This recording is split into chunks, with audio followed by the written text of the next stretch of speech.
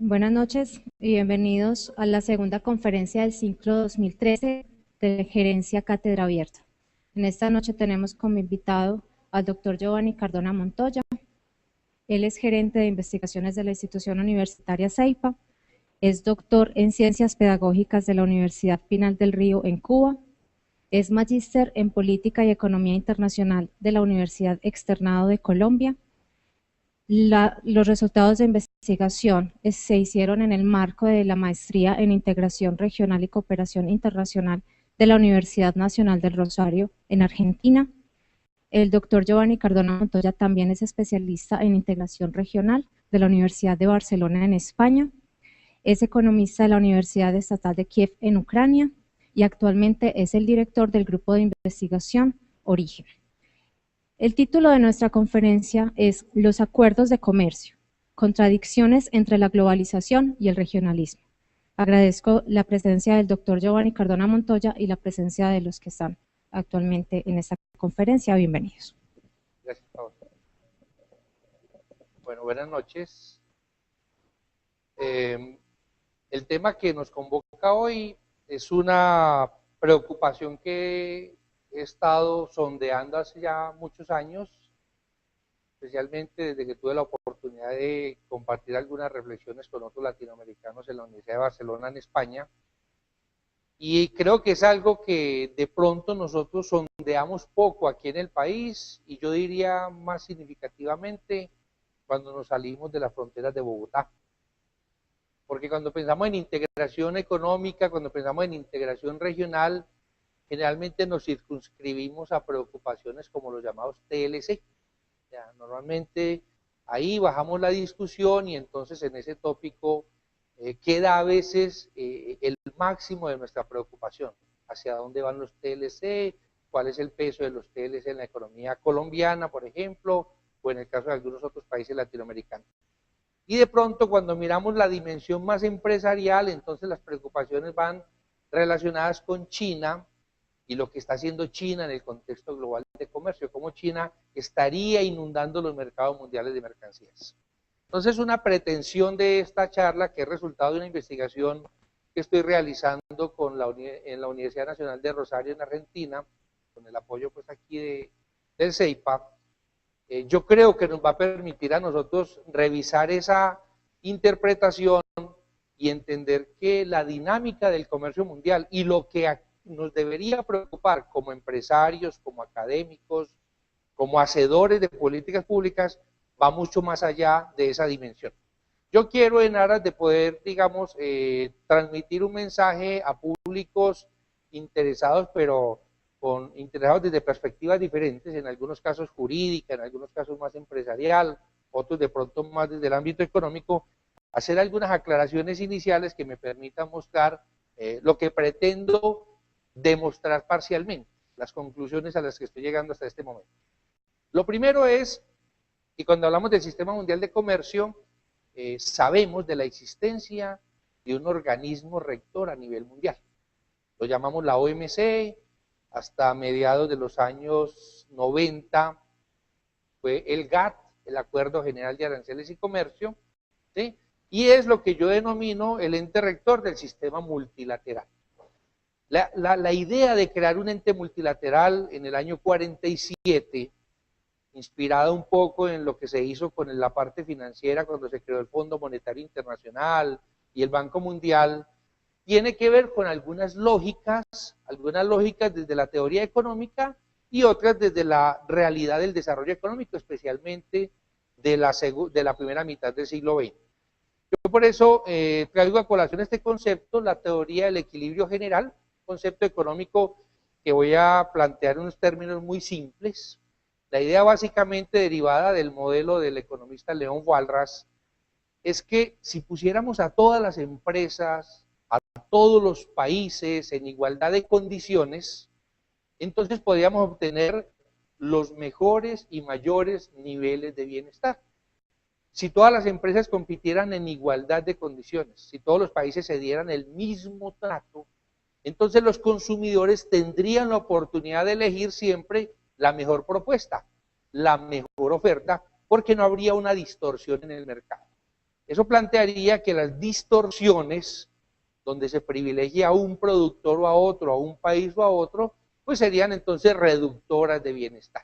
Esa sería la explicación que desde la teoría económica justificaría la idea, el deseo de crear un organismo multilateral que le pusiera reglas de juego a todos los países y que las reglas de juego fueran las mismas. Incluso el ideal sería un poco que además no hubieran barreras, pero si hay barreras, por lo menos que sean las mismas para todos. ¿Sí? Y en ese punto se estarían acercando a ese ideal. Desde el punto de vista del regionalismo, porque si la teoría ya nos está insinuando que el ideal es un modelo de igualdad de reglas para todos, entonces la otra realidad con la que nos estamos enfrentando es que existe el regionalismo, existen los acuerdos regionales, la Unión Europea existe, la Comunidad Andina existe, el Mercosur existe, los TLC existen, que ellos a primera vista serían contrarios de la teoría que acabamos de plantear, porque entonces estarían hablando de un trato preferencial entre unos cuantos. Y ese trato preferencial entre unos cuantos sería una negación de la idea de un mayor bienestar si a cada uno se le diera las mismas condiciones. Entonces, cuando hablamos de regionalismo, muchas veces pensamos en temas comerciales, los TLC, pensamos en lo que llamamos las zonas de libre comercio, los acuerdos entre países que liberalizan su comercio, pero también pensamos de pronto en proyectos más ambiciosos, como las uniones aduaneras, el mercado común, que son acuerdos que como la Unión Europea tienen un impacto muy significativo. Y es que desde el punto de vista comercial, los países que integran el bloque desaparecen, dejan de ser actores aduaneros, por ejemplo. O sea, España no tiene política aduanera, Francia no tiene política aduanera, porque la política es de bloque, es regional. Sin embargo, el regionalismo, como podemos ver en diferentes autores, no es un tema solamente comercial. Realmente cuando te hablan del ALBA, o cuando hablamos, por ejemplo, incluso del origen de la Unión Europea, podemos entender que detrás de esto pueden haber matices políticos, matices geopolíticos, matices culturales, religiosos, etcétera. Pero bueno, a pesar de la existencia de todas estas dimensiones que no se pueden desconocer, vamos a tratar de centrarnos principalmente en la perspectiva comercial de lo que sería el tema de la relación entre el regionalismo y lo multilateral. Bueno, entonces, a partir de ahí me planteo estas tres preguntas, vamos a resolverlas en dos bloques. Vamos a tratar de aclarar la primera pregunta y luego al final, entonces estas dos las miraríamos de manera integrada. La primera pregunta es, teniendo en cuenta que la OMC existe, que hay un sistema mundial para definir reglas de juego de carácter multilateral, pero que a la vez están existiendo acuerdos regionales, yo me pregunto si el regionalismo está desplazando a la OMC, si la OMC está perdiendo su rol como ente rector del sistema mundial de comercio.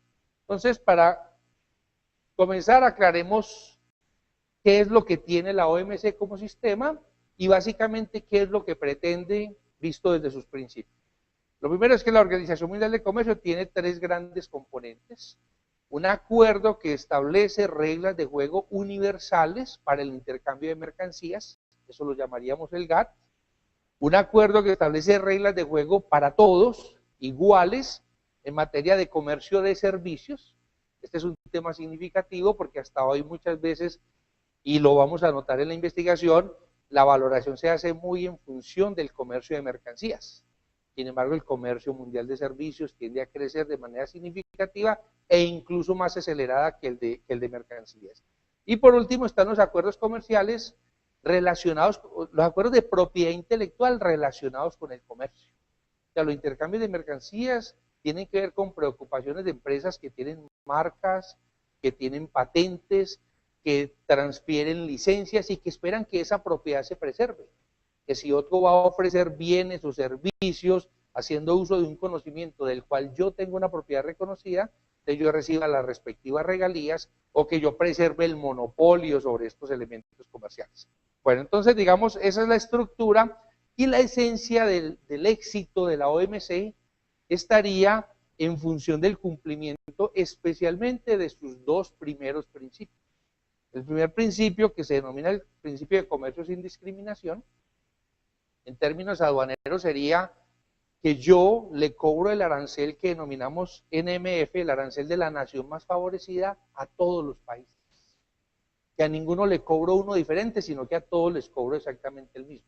O sea, estaríamos hablando de un modelo de comercio sin discriminación, lo que se aproximaría al ideal del equilibrio general planteado en la teoría económica.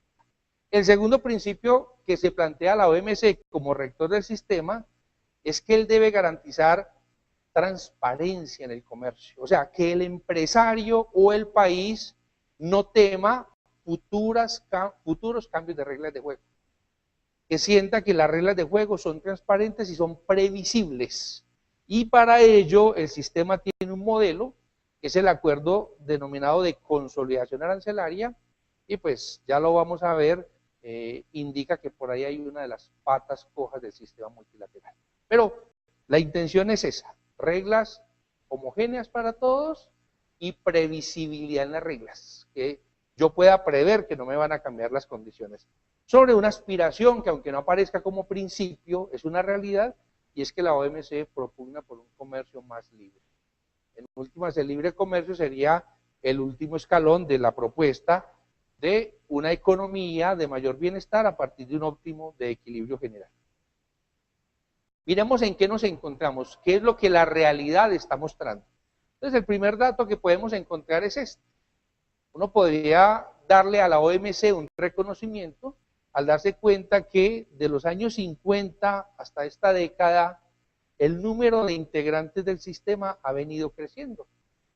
Hoy, para el año 2000, para comienzos del 2013, la OMC cuenta con 159 integrantes.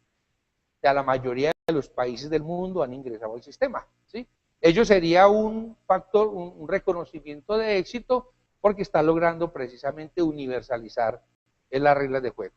El segundo criterio es que los aranceles que los países cobran desde la perspectiva de la OMC, o sea, los aranceles homogéneos, han venido bajando de casi 40% promedio en el año 48, cuando se crea el GATT, a esta década donde nos encontramos en un arancel promedio por debajo del 5%. Entonces, menos protección y más países participantes, pues sería una señal de que la OMC realmente estaría logrando uno de los objetivos que se propone, ¿sí? De otro lado, pues hay un reconocimiento de que la OMC no solamente está permitiendo un comercio más libre y más universal, sino que es el principal gestor de políticas. Los tratados que se firman se inspiran en gran medida en los desarrollos de los investigadores y de los teóricos de la OMC. Digamos, cuando se quiere determinar que una mercancía es originaria de un país, cuando se quiere definir cómo definir que hay competencia desleal, que existe dumping, entonces los mayores avances vienen derivados precisamente de las construcciones que se han hecho en el sistema multilateral. Incluso hay que reconocer que la existencia de acuerdos regionales, o sea, la existencia de excepción, de discriminaciones, son en el marco de excepciones del sistema multilateral, o sea, los TLC, la Comunidad Andina o la Unión Europea no son al margen de la OMC, sino que son excepciones aceptadas en el marco del mismo sistema. Entonces, desde esa perspectiva, uno puede ver que mal que bien, la OMC ha tenido un relativo avance significativo en sus propósitos. Ahora, aquí comenzamos a ver las debilidades de estos avances. Planteábamos que el segundo principio es el de previsibilidad y transparencia. Los empresarios y los países podrían sentir la tranquilidad de que las reglas de juego que se vienen, se sabe cuáles son y que sería muy raro que se presentaran cambios. Sin embargo, el mecanismo que se ha utilizado ahí no permitiría hablar de una alta previsibilidad.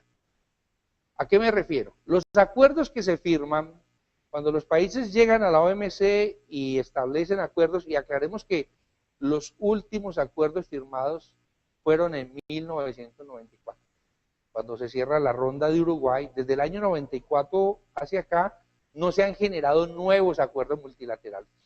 Desde el año 2001 hay un proceso de negociaciones nuevo, lleva 12 años, pero es un proceso que no ha terminado. Entonces los últimos acuerdos son derivados del año 94. Los países están comprometiendo cuál es el arancel, a ver que nos pasamos, cuál es el arancel máximo que yo me comprometo a cobrarles a todos ustedes. O sea, no estoy diciendo cuál es el arancel que efectivamente les voy a cobrar, sino el máximo que les cobraría. Eso es lo que denominamos el arancel consolidado. Si ustedes miran, los consolidados son significativamente más altos que los que en promedio son efectivamente aplicados. O sea, hoy en día hay más libre comercio que lo comprometido. Eso en el presente es muy positivo. Estamos hablando de que la protección arancelaria industrial es en promedio del 9% cuando podría llegar hasta el 22%. Pero desde el punto de vista de previsibilidad, esto no es garantía. Digamos, si la Unión Europea continúa en su crisis, si la Unión Europea no sale de la crisis, la Unión Europea se puede ver tentada a subir sus aranceles aplicados sin que con ello esté violando los compromisos. Entonces la existencia de lo que en la OMC denominan mucha agua entre lo comprometido, que es lo consolidado, y lo que efectivamente se está cobrando, que es el arancel NMF, la existencia de tanta agua reduce la previsibilidad. Hoy uno de los temas críticos de las negociaciones en la ronda actual de Doha es cómo bajar los consolidados para acercarlos más al arancel aplicado. Ahí hay todo un debate entre los países industrializados que quisieran que bajara el arancel en promedio, el de todos, de manera significativa. Hay una propuesta de bajar 1/3, pero los países en vía de desarrollo, que ya no somos un grupo homogéneo porque Corea y un país africano no tienen intereses exactamente comunes, pero los países en vía de desarrollo consideran que el problema no es del promedio, sino que hay unos productos significativamente más protegidos. Y entonces se plantea que la discusión no debería ser cómo bajar los promedios de los consolidados, sino cómo bajar los consolidados más altos, que son aquellos productos más sensibles, aquellos productos que son los más protegidos del comercio mundial. El ejemplo más representativo son los productos agropecuarios, que como podemos ver de por sí tienen una mayor protección que los productos industriales. Entonces, pensar en que Europa, Norteamérica o Japón van a bajar significativamente los aranceles al azúcar, al sorgo, a la soya, ahí está la verdadera discusión de estas negociaciones. Entonces digamos que aquí ya la OMC comienza a mostrar una debilidad en materia de sus logros, ¿sí? Miremoslo un poco entonces en asocio con lo que son los acuerdos regionales. Entonces miren la situación que se presenta. Estábamos viendo que el número de países integrantes de la OMC ha aumentado y que hoy tiene 159 países. Estábamos viendo que el arancel promedio ha venido bajando y que hoy se encuentra en promedio cerca del 5%. Pero a la vez, desde los años 50 hasta la década pasada, cada vez hay más acuerdos regionales. Cada vez hay más TLC, cada vez hay más zonas de libre comercio, ¿sí? Entonces, por ejemplo, mientras en la década de los 80 se firmaron 40 acuerdos, en la década de los 90 se firmaron 150 acuerdos. Y en la década pasada se firmaron cerca de 80 nuevos acuerdos regionales. La mayoría de ellos tratados de libre comercio bilaterales entre dos países o entre un pequeño grupo y un país. Entonces estamos viviendo una situación ambigua. Mientras cada vez la OMC tiene más integrantes y la OMC logra más liberalización, también los países cada vez buscan más acuerdos específicos con países específicos que les interesan. Y es lo que hay que entrar a mirar, bueno, ¿a qué se debe que estemos jugando, digámoslo así, a dos bandas? Bueno, miremos el caso de manera global y nos vamos a dar cuenta que aquí hay una participación más o menos homogénea. El 46% del comercio mundial es un comercio que se da aplicando el arancel del Acuerdo Universal de la OMC. El 46%. Si quitamos el 7%, que serían países que todavía no son integrantes de la OMC, entonces estamos hablando que del 93%, la mitad se está rigiendo por la OMC. Y el otro 47% son acuerdos preferenciales. Aquí hay un caso significativo en la torta, que es este comercio del 25%. El 25% del comercio mundial es al interior de la Unión Europea. Es el comercio entre Francia, España, Italia, Alemania, Bélgica, es un comercio entre ellos. ¿Por qué resalto ese dato? Porque desde el punto de vista de la pregunta inicial, uno dice, claro, estamos hablando de una excepción al sistema multilateral. La OMC ha perdido control. Pero cuando miramos las particularidades de la Unión Europea, veremos que los objetivos de la OMC se estarían expandiendo. ¿Por qué?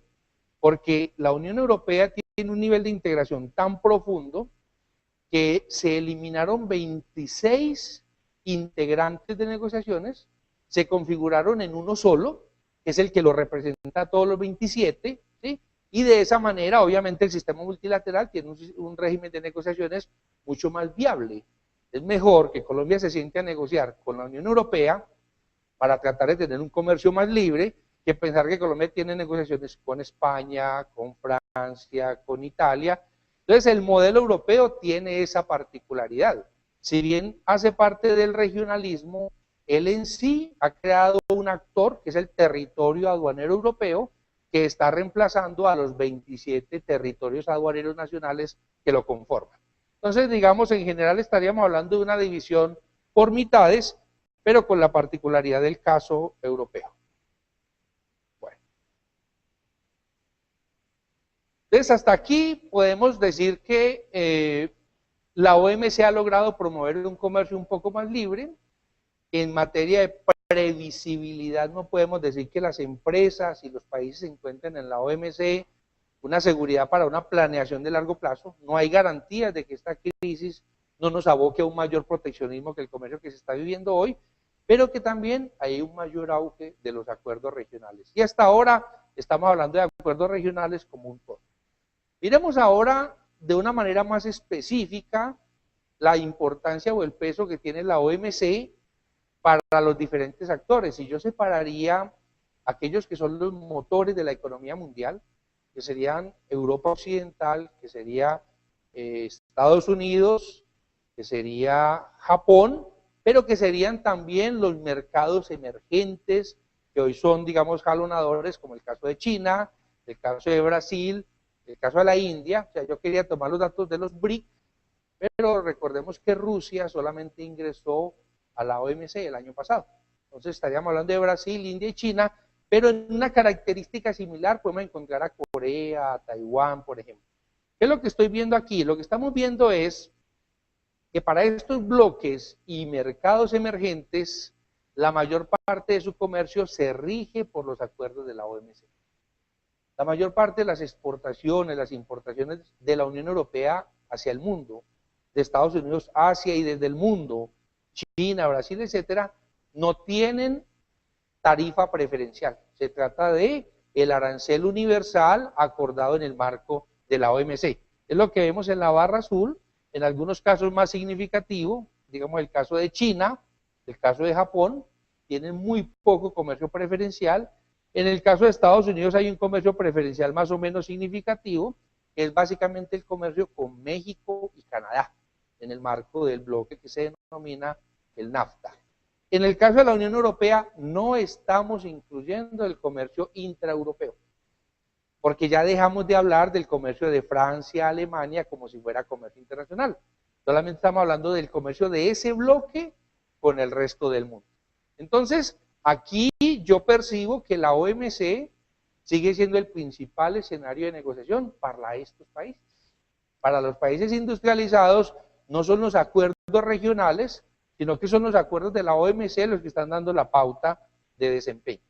La explicación principal está aquí. Cuando uno mira, y este es un dato del año 2003, pero si miran el mapa con detenimiento y luego lo comparamos con este del 2006, vemos que la dinámica es la misma.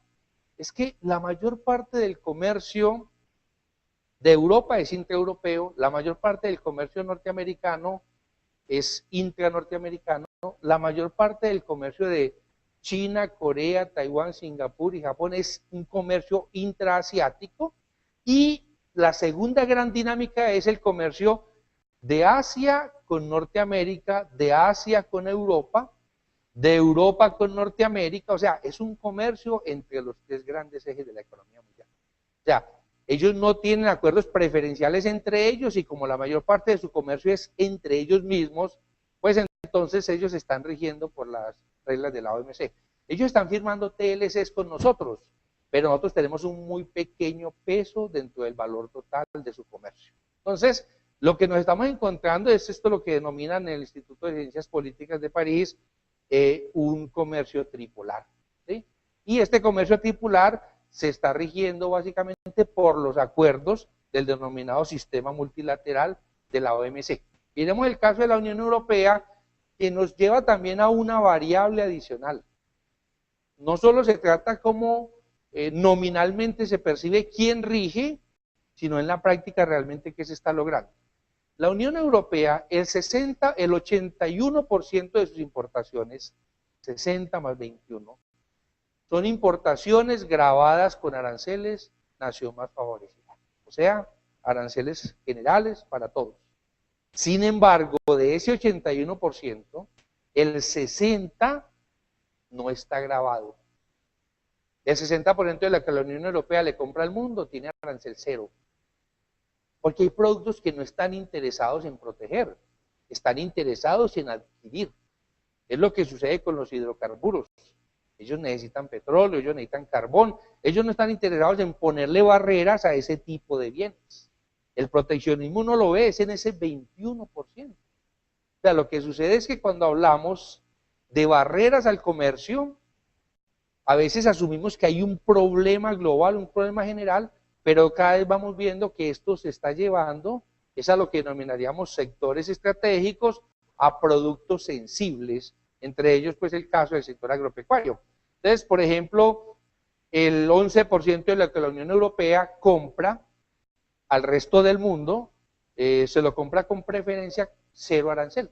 Es el caso de productos colombianos que se han vendido a Europa en el marco del denominado Sistema Generalizado de Preferencias, o en el marco del Sistema Generalizado de Preferencias asociado a la lucha contra las drogas, donde nos compraban ciertas mercancías sin cobrarnos arancel, como una contraprestación para que el país participara en esa lucha contra el narcotráfico.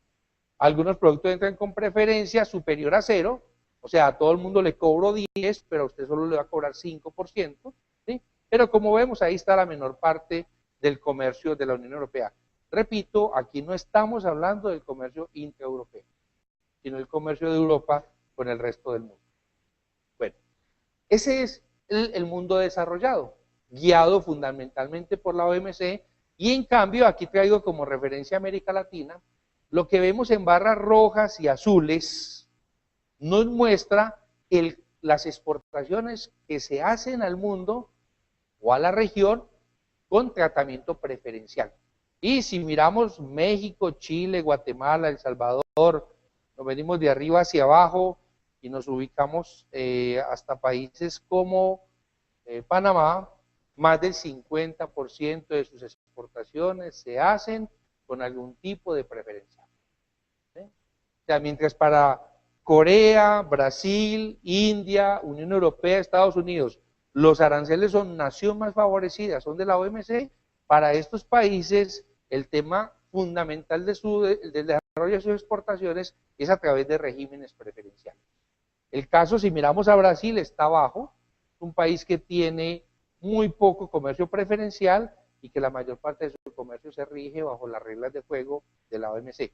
El caso de Venezuela aparece ahí, es el último en las filas abajo, pero no es tanto por un debate político, es porque lo que vende es un producto que no hay que grabarlo. O sea, el petróleo tiene apertura en los mercados, entonces no hay necesidades fundamentales de firmar acuerdos para entrar a asegurar la participación de sus exportaciones en los mercados. Entonces vemos que la situación de países en vía de desarrollo está más marcada por los acuerdos regionales que en el caso de los países industrializados, que están más marcados por la OMC. Entonces, el sistema OMC, fundamentalmente para países industrializados, desde el punto de vista del volumen total de su comercio, mientras que para los países en vía de desarrollo las negociaciones regionales ganan espacio. Entonces, ahora pasemos a mirar las otras dos preguntas. Digamos que esta primera pregunta nos muestra que al son de hoy la OMC sigue teniendo un peso significativo, pero que es más evidente en una región que sería el norte que en el sur, que sus objetivos en materia de previsibilidad no se logran. O sea, no podemos decir que los acuerdos dan tranquilidad de futuro, pero que de todas maneras es un organismo que sigue siendo relevante para las negociaciones comerciales, especialmente de los países que tienen la mayor participación en el comercio global. Ahora, entonces, si la idea desde la teoría económica es que este es el modelo ideal, entonces vamos a mirar por qué el auge de los acuerdos y en cambio la OMC no llega a nuevos acuerdos. Recuerden que ya vamos a cumplir 20 años desde la primera vez que se cerró una ronda, desde la última vez que se cerró una ronda y que llegamos a acuerdos definitivos y que llevamos 12 años en una nueva negociación que no se cierra por diferentes argumentos. Y dentro de esta dinámica quiero que miremos la particularidad de los TLC. ¿Qué es lo que yo quiero separar? Si ustedes miran la integración clásica, el modelo, el prototipo ideal sería el caso europeo. Un proceso que comenzó en unos niveles comerciales que ha ido profundizándose hasta tener una moneda, estar homogeneizando su sistema educativo, tener una política agropecuaria unida, tener unas políticas sectoriales europeas. O sea, sus temas ya no son aduaneros. Esos temas para ellos están superados y ellos están ahondando en niveles de integración a pesar de la crisis de la que estamos hablando hoy. Yo cuando oigo hablar de la crisis y de pronto se insinúa el posible desmoronamiento de la Unión Europea, no lo veo así. Yo asimilo esto como el tema de un edificio. Digo, sí, la Unión Europea tiene una gran crisis, pero son los del penthouse los que están en una crisis, no nosotros los del primer piso. O sea, ellos han llegado a un nivel de profundidad, están teniendo debates significativos, pero su integración de lejos es muy profunda si se le compara con lo que ha logrado el Mercosur, que es muy poco, lo que ha logrado la Comunidad Andina en materia de integración, que es muy poco, o el mercado común centroamericano, por ejemplo. Entonces, a pesar de que ese modelo tradicional se vino impulsando por décadas, lo que hoy está sucediendo es que hay un auge de tratados de libre comercio que son acuerdos de poca ambición, acuerdos que no pretenden llegar a niveles de profundidad, sino que básicamente pretenden de una manera rápida liberalizar las barreras para permitir el intercambio. Entonces, ¿hacia dónde va esto y qué es lo que realmente se busca? Quiero repetir el argumento teórico para que entendamos por qué la preocupación, porque ello nos va a llevar no solamente a mirar la relación OMC regionalismo, sino acuerdos regionales tradicionales y los tratados de libre comercio. Este esquema, que es del economista canadiense Jacob Wiener, plantea que en el óptimo de comercio, existiendo proteccionismo, un país como el país A tiene dos posibles proveedores, a ambos los tiene con la misma restricción. Entonces, ¿cuál escogería? Escogería el más eficiente, escogería el más competitivo, el de menor costo, etc. ¿Por qué? Porque ambos estarían compitiendo en igualdad de condiciones. En este caso eligió al país C, por ende asumimos que el país C es el que le hace la mejor oferta desde el punto de vista de la competitividad. Sin embargo, cuando el país firma un acuerdo con el país B, en este caso el país A lo firma con el país B, entonces el proveedor del país C pierde el mercado. Desde la perspectiva económica pura, se dice que hay una reducción de bienestar porque hay una reducción de eficiencia.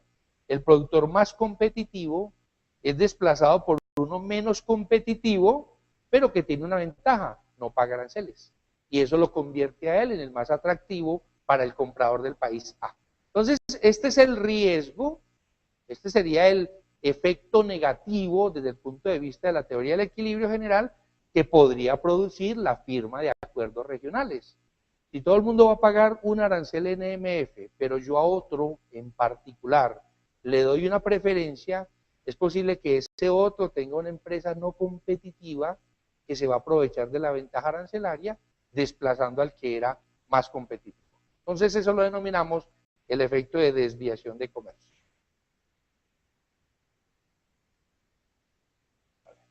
Bueno, entonces ese es el temor del regionalismo. Sin embargo, el regionalismo siempre tuvo alguna defensa. O sea, ¿por qué la Comunidad Andina surgió en los años 60?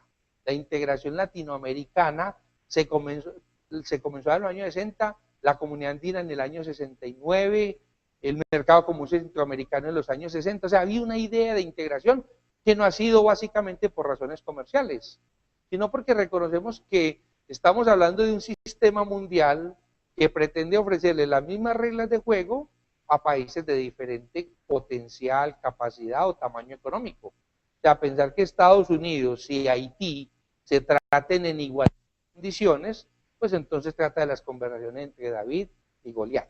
De ahí que el regionalismo se haya defendido desde perspectivas desarrollistas. ¿Por qué no crear un bloque, nos fortalecemos y en 20, 30 años, cuando la comunidad andina, cuando el Mercosur estemos más fuertes, pues salimos a competir en igualdad de condiciones con empresas de Estados Unidos, con empresas de Europa, etcétera? Entonces, han habido otros argumentos que son los que no van desde la teoría pura económica, que no se centran en lo comercial y que han servido para explicar por qué el regionalismo. Incluso el tema europeo, que hoy lo abordamos, lo reflexionamos mucho por sus logros económicos, para muchos el proyecto europeo surgió como un proyecto político. Integrar a Europa, crear este bloque, de una idea que surge desde muy poco después de haber terminado la Segunda Guerra Mundial, ¿con la intención de qué? Con la intención de resolver lo que denominaban los padres del proyecto europeo, resolver el problema alemán. ¿Y qué era el problema alemán? Evitar que Alemania se levantara por tercera vez en una guerra. ¿Sí? Habría que crear condiciones de integración. Lo que quiero manifestar con esto es que para muchos autores la Unión Europea surgió como un proyecto político más que económico. Lo económico fue el instrumento para asegurar condiciones de convivencia política. Y hoy muchos de los debates que ha tenido la Unión Europea son de carácter político. Cuando por el año 2004-2005 Europa estaba discutiendo su proyecto de constitución europea, o sea, de tener un acta de constitución europea, ese proyecto se cayó porque había muchos enemigos de diferente razón, pero muchos de los críticos eran nacionalistas, o sea, el tema era claramente político. El Partido Nacionalista Francés estaba en contra de la Constitución Europea, de profundizar la integración, porque ellos decían que se estaba perdiendo la identidad francesa. O sea, la razón no era económica. Muchos partidos de izquierda votaron en contra de la Constitución porque decían que era una Constitución muy neoliberal. O sea, había un tema ahí ya de desarrollo económico como tal. Entonces el regionalismo existe por diferentes razones, a pesar de que el modelo económico puro quiera plantear que el ideal sea un sistema multilateral. Bueno, ahí es clave entrar a entender que este regionalismo no sería y no es el mismo si se avanzan en procesos de integración que llegan por lo menos a una unión aduanera o si se quedan en acuerdos de inferior magnitud o profundidad. Una unión aduanera es la Unión Europea.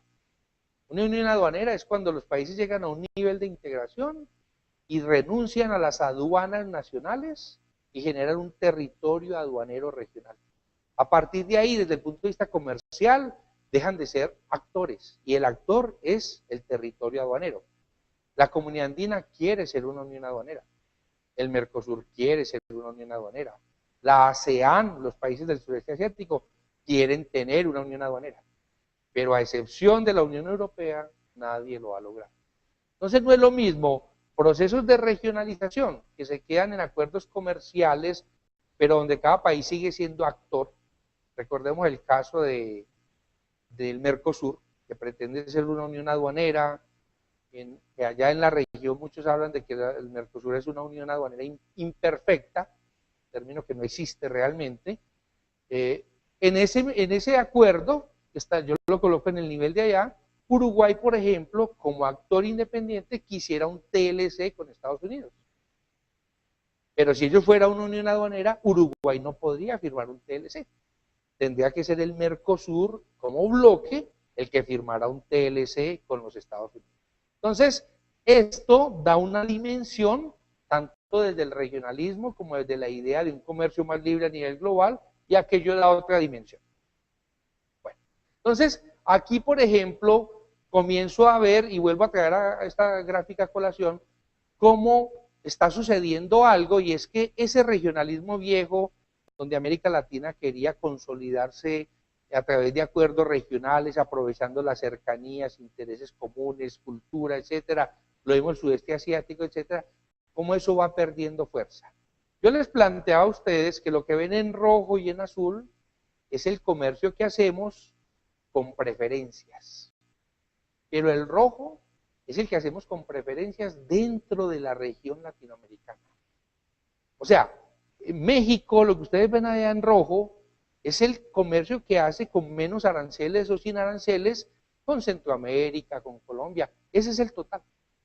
Lo que ustedes ven en azul es el comercio con preferencias que hace México, pero con países que no son de la región. O sea, la mayor parte de las exportaciones preferenciales mexicanas, estamos hablando del 80% de sus exportaciones, van hacia Estados Unidos y la Unión Europea con preferencias. ¿Sí? Y así como podemos ver para los países centroamericanos, para Chile, la mayor parte del comercio preferencial no es resultado del regionalismo latinoamericano, sino resultado de los TLC con naciones de otras latitudes. ¿Sí? El caso de Chile es muy diciente, Chile tiene TLCs con todo el mundo. La verdad es que Chile es un país que no pertenece a ningún bloque, pero tiene acuerdo con todos. O sea, no se casa con ninguno, pero es novio de todos los demás. Y en ese sentido ha desarrollado su modelo. ¿Sí?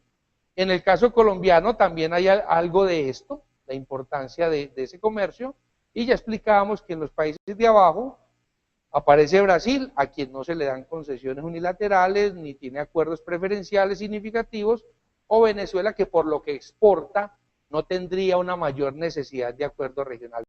Entonces ya lo que estamos viendo aquí no tiene que ver con el regionalismo clásico, sino con este nuevo regionalismo, que es el que denominamos el regionalismo abierto. ¿Sí?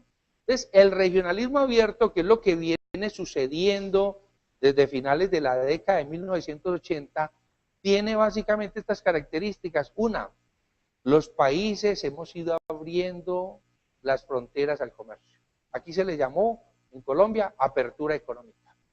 Y es una cosa que se fue posicionando. Decisiones unilaterales, ni siquiera resultado de acuerdos de la OMC, porque recuerde que no estamos hablando de reducción del arancel consolidado, sino del efectivamente aplicado. Yo unilateralmente bajo los aranceles al mundo. Yo recuerdo que a comienzos de los 90, importar un carro en Colombia pagaba un arancel del 300%. Hoy paga un arancel del 35% y estamos hablando de los productos más gravados, porque la mayoría tiene aranceles del 20, el 15, el 10, el 5%. La segunda característica del regionalismo abierto es que hubo una especie de relanzamiento de los acuerdos regionales. La comunidad andina se llamaba Pacto Andino, se repensó un poco y se lanzó, el Mercosur surgió, los acuerdos centroamericanos se relanzaron, pero la tercera característica es que hay una masificación de tratados de libre comercio. Esto sí, interregionales. Ya no interregionales, sino tratados comerciales entre países de diferentes regiones. Entonces, ¿por qué el auge del regionalismo abierto? ¿Por qué nos estamos moviendo hacia allá? Yo quiero recurrir a argumentos ya más de la dimensión microeconómica. Realmente nosotros, y creo que este es el tema que tenemos que reflexionar, académicos, repito, empresarios, hacedores de políticas públicas, es que nos estamos ubicando en una nueva división internacional del trabajo, donde nosotros no nos hemos ubicado. Si nosotros miramos aquí en estos datos que nos presenta estudios de diferentes investigadores, pero recopilados por el profesor Guillermo Feldman de Argentina, él plantea, y el referente que se toma aquí es el tema del iPhone y del iPad. Uno dice, bueno, es que China ahora está invadiendo el mundo. Entonces, si miramos, por ejemplo, en términos de los componentes de un iPod, vamos a encontrar que de un costo total de $187, un iPod tiene $20 de componentes de Taiwán, tiene $16 de componentes alemanes, tiene $80 de componentes coreanos y tiene $23 de componentes americanos. O sea, un producto no es hecho en un país, un producto es hecho en una cadena global de valor. Cuando nosotros, por ejemplo, miramos, porque se hace siempre la reflexión sobre la balanza comercial de China con Estados Unidos, y cada vez es mayor el déficit de Estados Unidos con China. Pero no es que China lo esté produciendo todo para entregárselo a Estados Unidos. Si miramos el volumen del total de exportaciones de estos productos elaborados, ensamblados en China, hablamos nuevamente del iPod, en un año determinado, entonces vemos que el proceso es el siguiente: Estados Unidos le envía a China componentes por 229 millones de dólares y China le devuelve a Estados Unidos productos terminados que valieron 1.875 millones de dólares. O sea, la balanza comercial entre los dos países implica un déficit para Estados Unidos de cerca de 1.500, 1.550 millones de dólares. ¿Sí? Pero no es porque China esté siendo el productor, porque resulta que China, ese producto final que lleva a Estados Unidos, 207 millones de dólares son de componentes taiwaneses, estamos hablando aquí de valor agregado, 161 millones de dólares es de componentes alemanes, 800 millones de dólares son de componentes coreanos, 413 millones de componentes de otros países, y China aporta un valor agregado de 65 millones de dólares. ¿Sí? Entonces, estamos ante una dinámica que es la que denominamos el comercio mundial de tareas. Porque el comercio mundial es más fuerte entre Europa, Estados Unidos y China, Corea, Taiwán, que el resto del mundo. De un lado, porque son los que tienen la capacidad de compra. De otro lado, porque son los que tienen la tecnología para producir. Lo que más se vende en el mundo son bienes de alto valor agregado y servicios. Pero la tercera razón es porque hay un auge, un crecimiento del comercio mundial de bienes intermedios. O sea, no estamos teniendo países especializados en producir carros y países especializados en producir teléfonos, no. Estamos teniendo países y fábricas especializadas en hacer parte de un proceso de producción. Yo presento siempre me parece el más gráfico y sencillo de todos. Entonces ya no hablo ni de aviones ni de computadores, sino que hablo de un peluche. Este peluche que vale 29,99 en el mercado norteamericano, que en el año 2010 se vendieron 75.000 copias, es un producto hecho que tiene componentes de 12 fábricas y 6 países. O sea, no estoy hablando de los productos de mayor tecnología, estoy hablando de un producto muy sencillo, ¿sí?, que no se está haciendo ni en un país y mucho menos en una fábrica. ¿Sí? Estamos ante una realidad de que el comercio mundial es un comercio cada vez más especializado, donde las industrias hacen parte de la cadena global de valor. Una fábrica no produce un producto, no elabora un producto, sino que participa en el proceso de una parte de la elaboración del producto. Por eso casi el 50% de lo que Estados Unidos le vende a China, Corea, Taiwán, Singapur, son bienes intermedios. Y casi el 50% de lo que Europa le vende a China, Corea, Taiwán, Singapur, son productos intermedios. ¿Qué sucede? Que cuando nosotros nos miramos acá, y cuando nosotros nos miramos acá, y me refiero a Colombia como país, nos damos cuenta que nosotros no estamos claros en nuestra posición de participar en la dinámica de la cadena global de valor. El 87% de lo que le vendimos al mundo en el año 2005 fueron bienes primarios. Hoy, con los datos del año 2012 que nos lo trajeron a la primera sesión de esta cátedra del Consejo Nacional Privado de Competitividad, casi el 90% de lo que Colombia exporta son bienes primarios y bienes de nivel básico de procesamiento. Y solamente el 12% son de nivel medio y de alta tecnología. Nosotros estamos dedicados a exportar carbón, petróleo, ferroníquel, flores, bananos. O sea, en décadas aquí no ha pasado nada en materia de la capacidad productiva y la capacidad tecnológica del país. Miren que al año 2005, lo que Colombia le vendía a Estados Unidos, solo el 10% eran productos que aprovechaban la preferencia arancelaria que nos ofrecían a través del sistema ADPA-ABDEA, que era una preferencia unilateral. Entonces, firmamos el TLC para que las preferencias se preserven, pero son preferencias que durante 15 años, 16 años, solo las aprovecharon el 10% de los exportadores. El resto de productos que vendíamos no eran productos que podían aprovechar esta ventaja. Entonces, estamos firmando tratados. Chile firma tratados, todos los países están participando en la cadena de tratados, pero esos tratados, la idea es que deben responder a estrategias domésticas de desarrollo para incursionar en esa cadena global de valor. ¿Nosotros qué estamos haciendo en la cadena global de valor? Estamos prendiendo sus máquinas porque les ponemos el carbón, les ponemos el petróleo, pero es lo único que estamos haciendo en ese proceso. En síntesis, con esto cerramos la presentación. El regionalismo abierto, que estamos viendo de aperturas unilaterales, renacimiento de los acuerdos regionales y auge especialmente de TLC, lo que responde es a este comercio mundial de tareas, que es la profundización de la división internacional del trabajo. ¿Eso qué está haciendo? Que las preferencias entre países vecinos se erosionan. Los beneficios que tiene Ecuador, Perú, que tiene Bolivia con Colombia, cada vez son menos viables en la medida que Colombia le ofrece cada vez más estas preferencias a otros países de otras regiones. Entonces, esa idea de que firmamos acuerdos regionales para desarrollarnos de manera conjunta se está diluyendo en el marco de este sistema.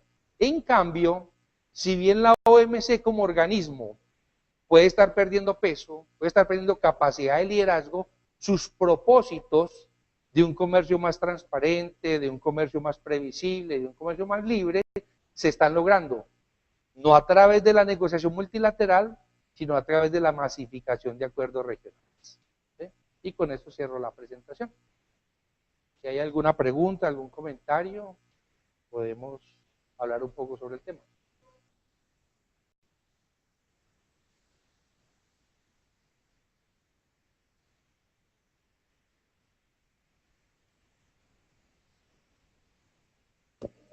A ver, Paula.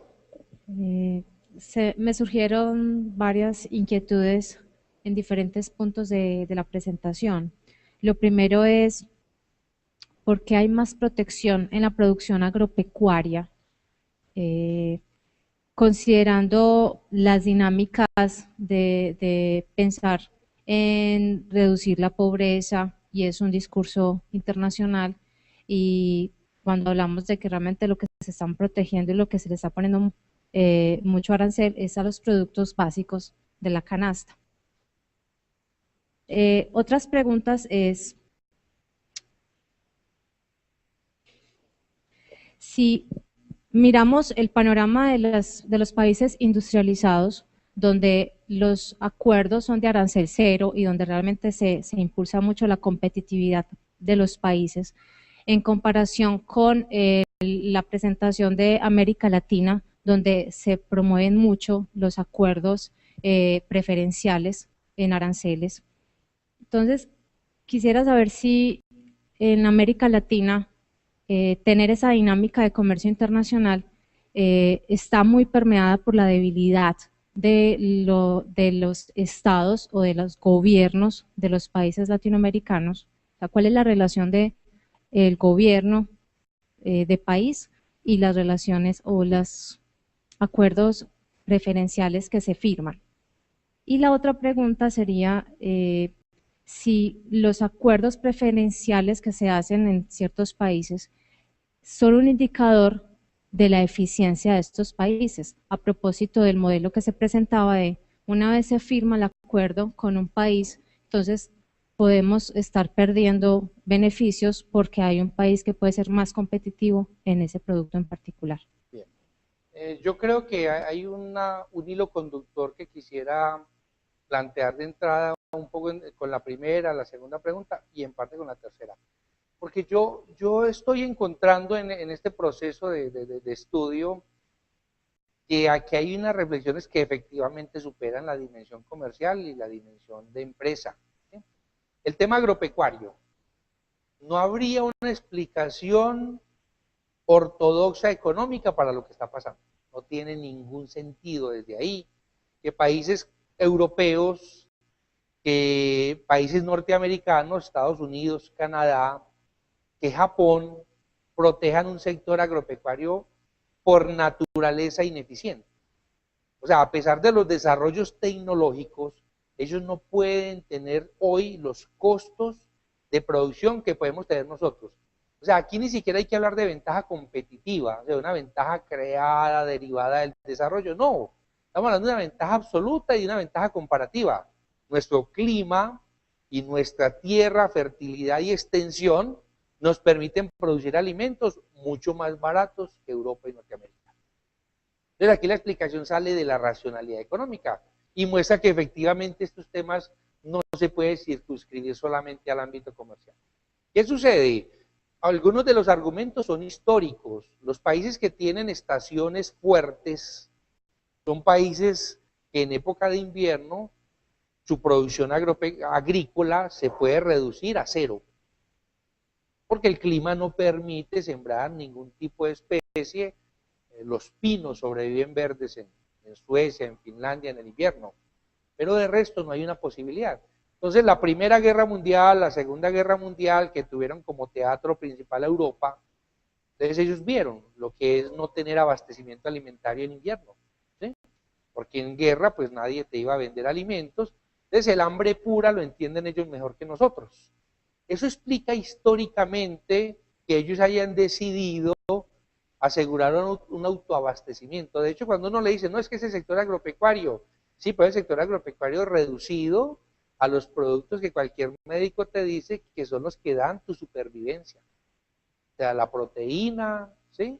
Los lácteos, el azúcar. Ahí está, o sea, el problema no es ni la uchuva, no es ni la pitaya, ni la papaya, ¿sí? El problema son los granos que ofrecen la proteína, es la carne, son los lácteos y la producción de azúcar. Eso es lo que ellos protegen. Hay un tema ambiental. Si esto se liberalizara, probablemente muchos de esos países perderían el 100% de su verde, se convertirían en países 100% urbanos, porque no habría una racionalidad económica que justificara la existencia de lo rural, ¿sí? También tienen algunos temores de migraciones, pero bueno, esto tiene más que ver con países, digamos, como México, etcétera, ¿no? Entonces, esa combinación de factores no de racionalidad pura económica es la que hace que esto suceda, y hoy es el principal obstáculo de la OMC. O sea, la OMC no llega a acuerdos en esta última ronda y se demoró 7 años para llegar a acuerdos en el anterior, principalmente por debates relacionados con el tema agropecuario, porque países como Brasil, Argentina, ven en el tema agropecuario todo un potencial de crecimiento. Ellos podrían vender soya, carne a Europa, a Norteamérica, pero no lo hacen porque sencillamente esos mercados están cerrados, ¿cierto? Ahora, vuelvo y repito al planteamiento de ahora, no todos los países en vía de desarrollo opinan igual. Los países más pobres agradecen que les vendan alimentos subsidiados, que es un mecanismo de protección. Europa le vende alimentos al mundo, que tiene costos no competitivos, pero lo vende a precios competitivos. ¿Cómo hace para tener un precio competitivo? Tiene que subsidiar. Entonces, países africanos, algunos países asiáticos, no están de acuerdo con el desmonte de ese proteccionismo, porque el proteccionismo también les ayuda a ellos a resolver un problema de seguridad alimentaria. Entonces, aquí hay una dimensión geopolítica en este debate, que no sería una dimensión de carácter económico. Y por eso hoy las discusiones principales de que la ronda de Doha avance o no avance son entre Europa, Norteamérica, Japón de un lado, y lo que se llama el G20 agropecuario, liderado por Brasil, ¿sí? Que son los países que pretenden una mayor liberalización comercial. Entonces sí, creo que la explicación aquí hay que verla no en la dimensión económica, sino en la dimensión desarrollista y en la dimensión geopolítica principalmente, e incluso en el tema ambiental, ¿sí? El segundo punto tiene que ver, y yo lo asocio mucho al tema del comercio de tareas, es que yo sí creo que hay que entender que la relación país-empresa, y esto no es nuevo, pero tal vez es más profundo, se diluye. Es decir, que la empresa es nacional, ¿sí? Hoy Estados Unidos y Europa viven grandes problemas de desempleo, están viviendo una recesión, ¿sí? Pero parte de la realidad económica es que empresas europeas y empresas norteamericanas tienen una gran parte de su cadena de producción en el este asiático. Tienen una gran parte de su cadena de producción en México, en Costa Rica, en República Dominicana, donde hay muchos centros de maquila, por ejemplo. ¿Sí? Esas empresas no asumen una posición nacional, asumen una posición de rentabilidad. Entonces, en Estados Unidos se hace una parte del proceso de producción de ese iPod, una parte del proceso de producción del perrito que veíamos, pero lo otro lo entregan a otros países que ofrecen condiciones de ventaja. ¿Qué sucede con la ventaja? Que como hay, que hay una profundización del desarrollo tecnológico, de la innovación, ya la ventaja no es solamente quién tiene mano de obra barata, sino mano de obra cualificada y barata. O sea, una mano de obra productiva en función de lo que se produce hoy. Usted puede decir, aquí pago bajos salarios, pero la pregunta es, tus trabajadores pueden interactuar con microchips, ¿sí? Pueden trabajar con procesos de tecnología media y tecnología alta. O sea, no solamente necesito unos salarios comparativos bajos, sino unos salarios comparativos bajos productivos. Y lo que está pasando en el este asiático es que los coreanos, los taiwaneses, la gente de Singapur, los chinos, cada vez tienen una mayor capacidad de participar en procesos cada vez más complejos de la cadena de producción, o sea, componentes más complejos, por ende mejor pagos, ¿sí?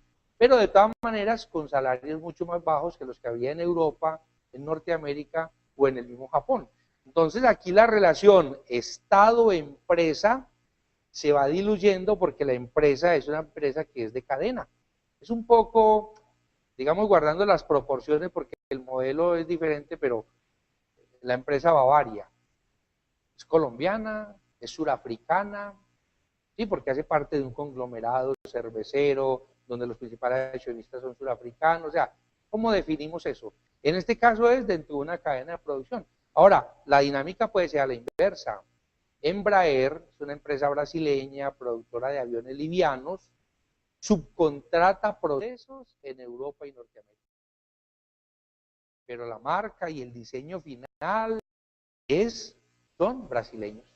¿Sí? Es un país en vía de desarrollo que tiene la mayor capacidad y que utiliza capacidades europeas de procesos tecnológicos que ellos no manejan. Entonces ahí también puede haber una dinámica. O lo que sucede con China. Yo lo mostré como un ensamblador, pero ese no es el futuro de China. Ese es el presente y un poco el pasado de China. China hoy tiene el mayor productor de computadores personales del mundo. Lenovo es el mayor productor del mundo y es chino. ¿Sí? Entonces ya ahí ellos no solamente están trabajando como proceso ensamblador, sino que hacen parte en la cadena de valor de una manera más dinámica. Me faltaba una pregunta. ¿Me recuerda, por favor? Sí, sí, la relación entre la debilidad que pueden tener los gobiernos de los países latinoamericanos frente al volumen de acuerdos preferenciales que se tiene con los demás países. Y lo otro era si el número de acuerdos que un país firma también tiene mucho que ver con un indicador de eficiencia de ese país, considerando Ya, que firman sí. acuerdos No, preferenciales. no, yo creo que no hay un estándar. O sea, yo pongo dos ejemplos. Chile. Chile es un ejemplo de un país que se ha abierto al mundo. Ellos han bajado radicalmente sus aranceles, incluso con un indicador de eficiencia desde el punto de vista de la teoría del equilibrio general muy interesante. Ellos aplanaron el arancel. ¿Qué quiere decir que aplanaron el arancel? Que casi todos los productos que se importan pagan el mismo arancel. Porque cobrar aranceles diferenciados quiere decir que todavía se privilegia más una industria que otra. ¿Cierto? Si importar un carro paga un arancel del 35% e importar un tractor paga un arancel del 5%, quiere decir que el Estado le sigue mandando mensajes a qué industria quiero desarrollar y cuál no. Chile se mueve más en un modelo de carácter neoliberal.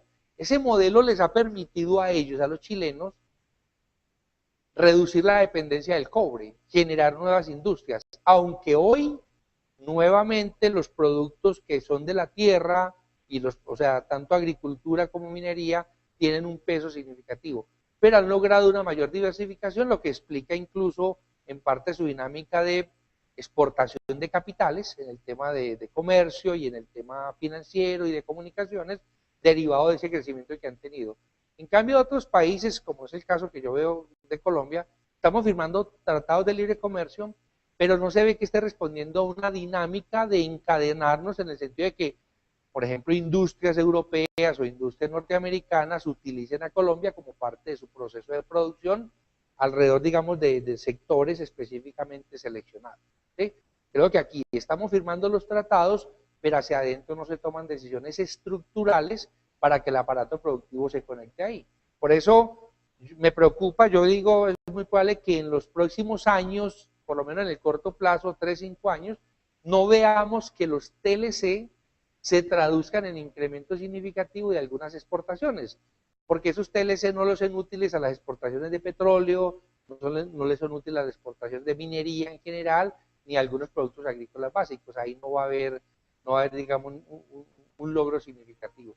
Entonces me parece que en ese sentido, la pregunta más bien es si las estrategias de internacionalización a través de acuerdos, si están respondiendo a la estrategia de desarrollo local.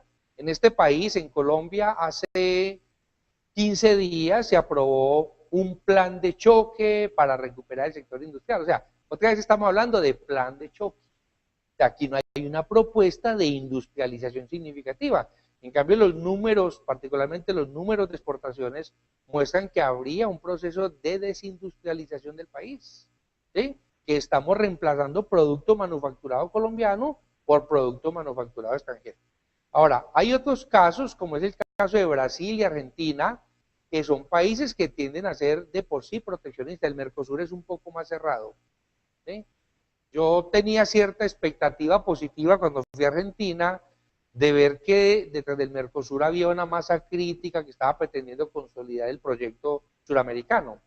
Pero la verdad es que no, a Brasil se le ve ambiguo de si promover el acuerdo para que el Mercosur se profundice, lo que implica resolver sus desacuerdos principalmente con Argentina y darle garantías a Uruguay, bueno, dárselas a Paraguay que temporalmente está por fuera, ¿sí? Pero Brasil también está mirando cuál es su rol en el resto del mundo y creo que esa ambigüedad no permite que Mercosur pase de un sueño, que es crear realmente un bloque suramericano que incluso conectaría a la comunidad andina. Ya hay un acuerdo Mercosur-CAN, ya Venezuela es integrante del Mercosur, realmente el proyecto que yo esperaría sería un acuerdo básicamente de 9 países suramericanos, pero no se ve realmente que haya claridad sobre eso. Entonces, yo pienso que el tema de las políticas aquí de más o menos acuerdos, no es tanto el número de acuerdos, sino si hay claridad hacia adentro. La Unión Europea tiene claro por qué firma acuerdos de TLC. Estados Unidos tiene claro por qué firma acuerdos de TLC. Somos nosotros los que no tenemos esa claridad. Guillermo. Sí, me parece muy buen punto el que plantea Paula. Paula en la última pregunta, o sea, definitivamente estos no son asuntos, como lo dijiste ahora, que puedan solamente ser evaluados pues desde criterios pues, meramente económicos, comerciales, etcétera, industriales, sino que definitivamente hay un problema, y me lo decías ahora antes de la charla a propósito del tema de infraestructura en Colombia. Hay un problema de gestión desde, digamos, desde lo público, desde el Estado, desde las instancias pues decisorias en asuntos tan puntuales pues como generar las capacidades y las inteligencias necesarias para sacar adelante un proyecto pues verdaderamente en sinergia con un sistema tan grande y tan multilateral como es el de nación más favorecida, ¿cierto?, de la OMC. Hay serios problemas ahí, o sea, ahí vi en una de tus presentaciones que una de tus fuentes es Garay. Hay una reflexión de Garay muy puntual sobre la crisis de lo público en países como Colombia, los países andinos, etcétera, que impiden el que realmente haya pues una gestión desde lo público en sintonía con el sector privado y fundamentalmente con el sector generador de conocimiento, que es digamos, la universidad, la educación superior, etcétera. Entonces es un punto, me parece a mí crucial, el problema de la gestión, hacia dónde vamos, etcétera, y la debilidad institucional. O sea, si adentro nosotros no somos capaces de organizar la casa, si no somos capaces pues de tender la cama y de disponer pues los muebles de la sala para abrir la puerta e invitar pues a la gente de afuera a entrar, pues difícilmente vamos a poder organizar pues o participar de manera pues proactiva en un escenario multilateral. En mi concepto, los graves problemas de sintonía de nuestros países y nuestras economías con ese sistema de preferencias de la OMS, un problema muy puntual es que en mi concepto se trata de, obviamente, un escenario mucho más grande que el que se tiene cuando se firma un acuerdo bilateral estilo TLC con otro país, ¿cierto? El escenario es mucho más puntual, las preferencias y los acuerdos pues son mucho más reducidos en términos de la obligatoriedad en la gestión que debe hacerse de ese tipo de acuerdo que en el caso de un acuerdo multilateral como el de la OMS, es decir, entrar a participar de manera organizada, cumpliendo con las reglas de juego de un acuerdo multilateral, de entrada solamente pues implica un compromiso muy grande y es poder participar, por ejemplo, en esa cadena de producción, en un eslabón de esa cadena de producción, de ese peluche, de manera competitiva, de manera pues organizada, de manera, ¿cierto? O sea, es un asunto también de, no estamos ahí pues porque estamos dedicados a la minería, estamos dedicados pues a la producción de otro tipo de bienes y hemos descuidado la participación de manera organizada en ese tipo de acuerdos. Ahí hay unos problemas políticos muy grandes. Por ejemplo, los procesos de democratización en América Latina, para situarme en tu última pregunta. Yo creo que la democracia, la consolidación de unos sistemas democráticos verdaderamente participativos con unos sistemas garantes de las libertades mínimas tiene mucho que ver con todo esto. O sea, unos países donde las libertades existen mucho más en el papel pues que en la realidad, donde hay pues un síndrome de reformitis permanente, creemos que los problemas de la realidad se resuelven en el plano de la legalidad de las reformas, o sea, nos convierten en especies de mercados y economías y estados bastante esquizofrénicos, o sea, uno cada rato tiene la sensación de estar nadando como entre esas dos aguas o tres aguas, ¿cierto? O sea, tenemos una constitución muy bien escrita, tenemos pues un Proexport, tenemos una legislación en materia comercial pues muy organizada en lo escrito, pero en la práctica los derechos y las libertades funcionan muy poco, o sea, es increíble que en un país como este los principales beneficiados del sistema de pensiones y de los privilegios pensionales sea la justicia, pues es una cosa pues absolutamente que está en contra de estas expectativas de participar, repito, en un sistema que es muy exigente, que es demasiadamente exigente y que requiere organización, ¿cierto? O sea, no es gratuito que los países desarrollados, los países institucionalmente mejor organizados, sean los que mayormente cumplan con los compromisos de la OMC, cuyo comercio se rige principalmente por las normas de la OMC. Nosotros no, estamos ahí, ¿cierto? Me perdonan la extensión, pero era pues una reflexión muy... No, muy bien, Guillermo, porque la idea pues no solamente es presentar el informe, sino que podamos hacer este tipo de reflexiones con la gente que nos acompaña. Yo creo que hay una cosa, a mí me parece que es en el fondo la fundamental. cuando uno dice, bueno, existe proyecto país, en los países, ¿cierto?, que estamos en esta dinámica, no solamente es el caso colombiano. Y yo pienso que el éxito, cuando uno mira el caso chileno, o cuando mira los países asiáticos del este, ha sido un tema de continuidad. ¿Sí? O sea, Chile de alguna manera durante 20 años, incluso algunos asesores de los gobiernos de la democracia, que vienen del 90 hacia acá, han reconocido que parte de las decisiones de estructura de Estado planteadas durante la dictadura se preservaron por eficientes. ¿Sí?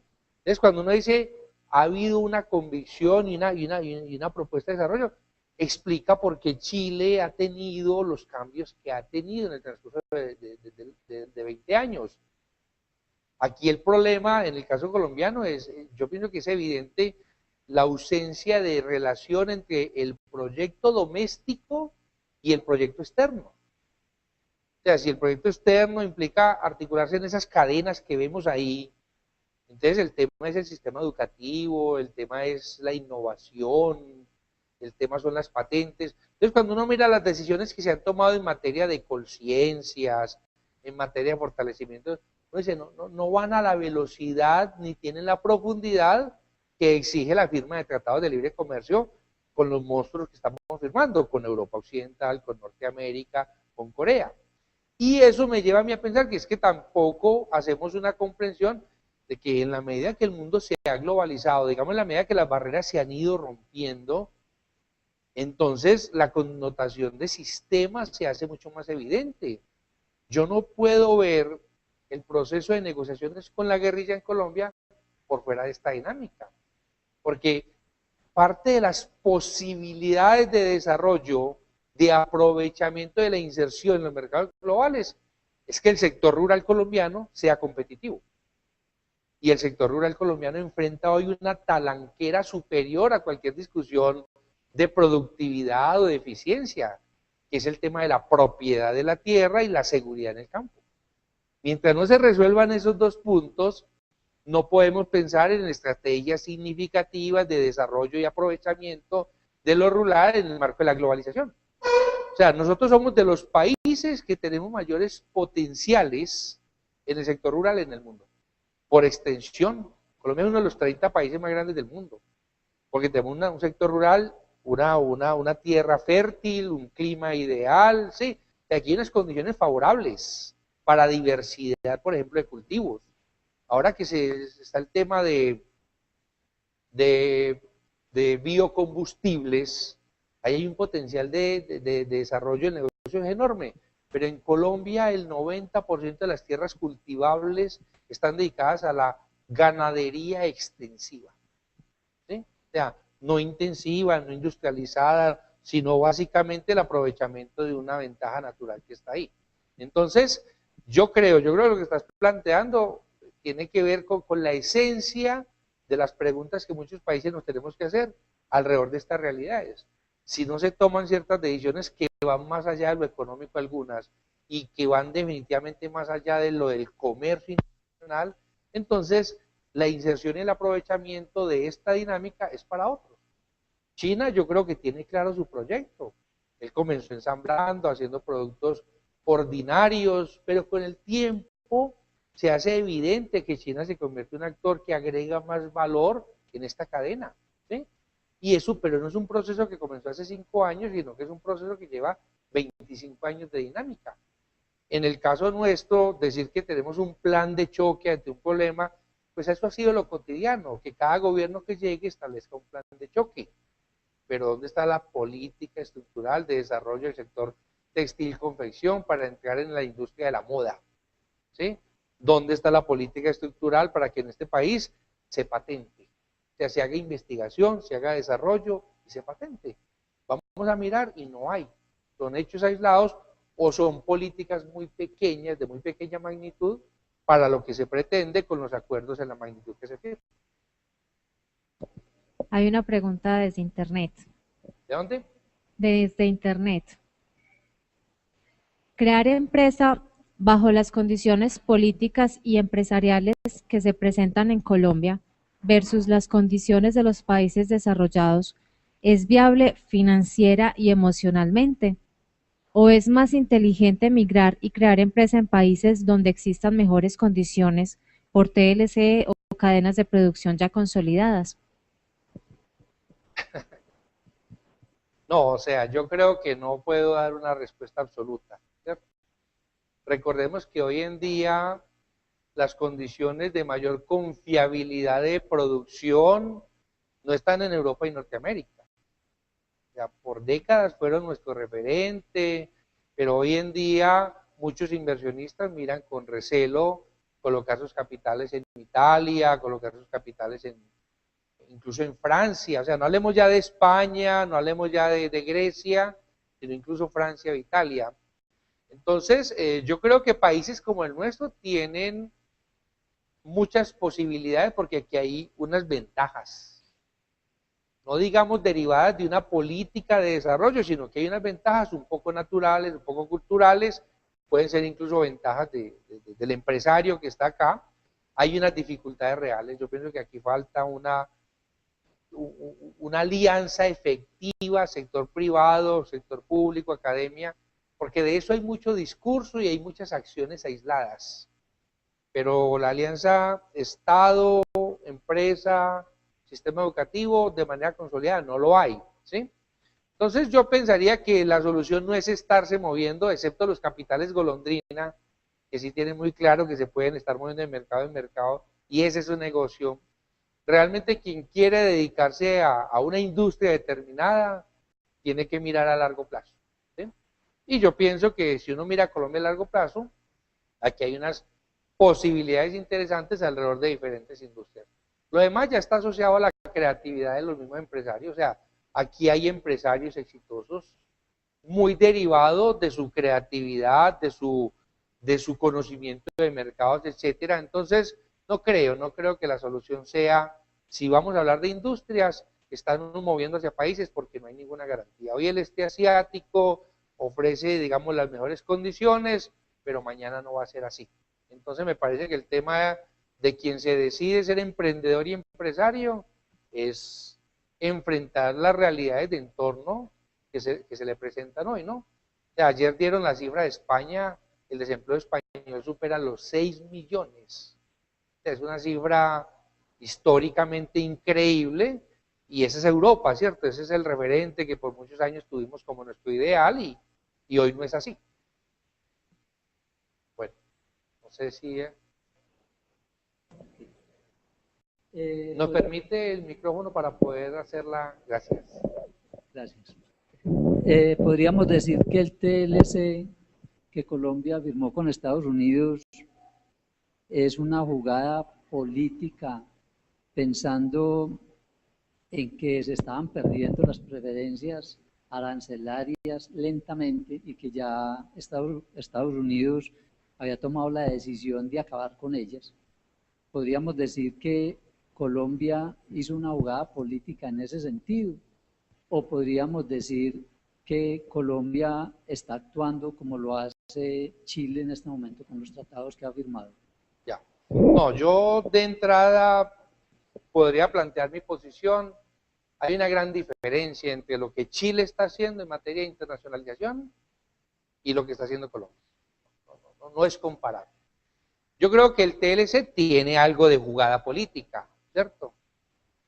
Yo creo que el TLC con Estados Unidos podría tener mucho potencial si se toman decisiones de desarrollo doméstico que permitan que industrias que hasta hoy no aprovecharon durante 20 años el APDEA puedan entrar a aprovechar la ventaja.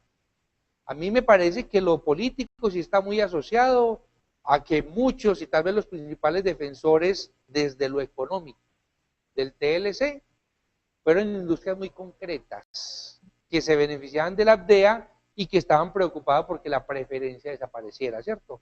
Pero a mí me parece que si esa fue la razón que más pesó, es una razón muy pequeña si hablamos de país. O sea, un sector como el sector textil confección puede considerarse gran ganador del TLC, eso puede tener un impacto muy significativo en regiones como el Valle de Aburrá, ¿cierto? En Bogotá mismo, donde se generan cientos de miles de empleos asociados a esto, pero es un argumento pequeño para un país de 47 millones de habitantes, ¿sí? Donde hay unos retos en el sector rural, donde hay unos potenciales en otros sectores, digamos desde cuero, marroquinería, o de industrias que incluso hoy no se desarrollan y que podríamos desarrollar, que tienen un gran peso en la economía mundial, ¿sí? Participar en las cadenas de producción que tienen que ver con tecnologías de información, que tienen que ver con software, con chips, con computadores, eso se puede hacer, porque es que otros países lo han hecho, o sea, los coreanos no siempre fueron artífices de proyectos de esta tecnología. Hace 40 años el coreano promedio tenía un ingreso más bajo que el colombiano, ¿sí? Entonces, yo pienso que el TLC, no todos los que lo promovieron, lo hicieron sobre la base de una claridad de país. Sí hay sectores que lo tenían claro y lo van a aprovechar, pero como país no. Incluso a mí me impresionó mucho cuando Estados Unidos ratificó el tratado, Hernando José Gómez, que estaba creo que dirigiendo Planeación Nacional y que fue el que dirigió el equipo negociador, él dijo, más palabras menos, la agenda interna la tenemos embolatada, porque nos cansamos de esperar que ese tratado no se ratificaba. Les digo, ¿cuál es la convicción y la proyección de largo plazo de un país si paró de tomar decisiones que tenía pensadas en materia de infraestructura, educación, legislación, para que cuando el TLC entrara en vigencia se pudiera aprovechar mejor? Dijera que no, que es que ya llevamos 4 o 5 años esperando, entonces que la cosa se detuvo, ¿sí? Entonces me parece que ese tipo de ejemplos dan una idea de lo que de alguna manera está pasando en el país. Estamos firmando los tratados y luego estamos evaluando si nos sirven o no, ¿sí? Y yo lo que siento es que esa dinámica global lo que exige es tome decisiones adentro. El mundo de por sí se ha abierto en gran medida. Sin TLCs, las barreras comerciales, excepto de esos productos críticos, han bajado significativamente, ¿sí? O sea, hay un hecho real, estructural y global. El proteccionismo en gran medida ha bajado, repito, sin desconocer que hay sectores que todavía tienen unas barreras elevadas. Entonces, el potencial está ahí, ¿sí? El principal problema de un exportador colombiano a Estados Unidos no puede ser un arancel del 7%, cuando hay otros países que tienen costos de producción 50% inferiores a los tuyos. O cuando hay empresas de marca que están vendiendo productos con valor agregado 3, 4, 5 veces el valor tuyo. O sea, mientras vendemos una libra de café por $1.50, $1.60, lo vendimos en $2.50 en Estados Unidos, las tiendas Starbucks te venden una taza de café por $3.50, ¿sí? Entonces creo que a veces nos enredamos y nos confundimos preocupados de variables que tienen un peso significativo dentro de los costos, o un poco, pero poco significativo, o que ese costo es poco significativo si más bien incursionáramos en una cadena de valor más compleja, incluso partiendo de ese producto. ¿Por qué no aprovechar la ventaja comparativa del café y participar en la industria de la entretención, participar en la industria de la medicina, recurriendo a ese grano como materia prima? ¿Sí? Bueno, ¿algo más? Entonces, muchas gracias. Bueno, agradecemos la presencia del doctor Giovanni Cardona y su conferencia. Agradecemos la presencia de las personas que nos acompañaron en esta noche y también a los que nos vieron vía canal TV Ceipa. La próxima conferencia de nuestro ciclo 2013 de Cátedra Abierta Gerencia será el próximo 9 de mayo a las 6:15 de la tarde.